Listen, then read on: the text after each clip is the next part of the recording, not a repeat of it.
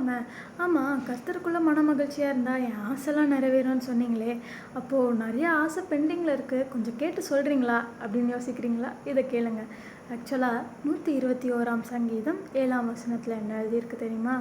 கர்த்தர் நம்மளை நிறையா இல்லை எல்லா தீங்குலேருந்தும் நம்மளை விலக்கி காப்பாற்றுறாராம்.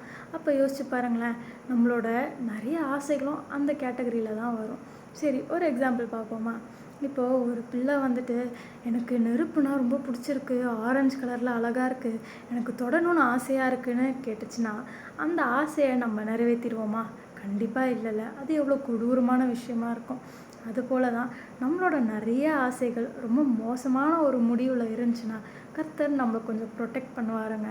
அப்போது நம்ம என்ன ஏசப்பா இப்படி பண்ணுறாரு, எந்த ஆசையும் நிறைவேற்ற மாட்டுறாரு அப்படின்னு அவர் மேலே கோவப்படாமல், ஓகே ஏசப்பா என்னை ஏதோ ஒரு விஷயத்தில் என்னை ப்ரொடெக்ட் பண்ணுறாரு, என்னை காப்பாற்றுறாரு அப்படின்ட்டு நம்ம அதை கொஞ்சம் தள்ளி வச்சுட்டு ஏசப்பாக்குள்ளே ஆஸ் யூஷுவல் நன்றி செலுத்திட்டு மன மகிழ்ச்சியாக இருந்தோம்னு வச்சுக்கோங்களேன், நமக்கு அடுத்த ஆசைகள், நம்மளுக்கு தேவையான விஷயங்கள் எல்லாத்தையும் கர்த்தர் செய்வாருங்க.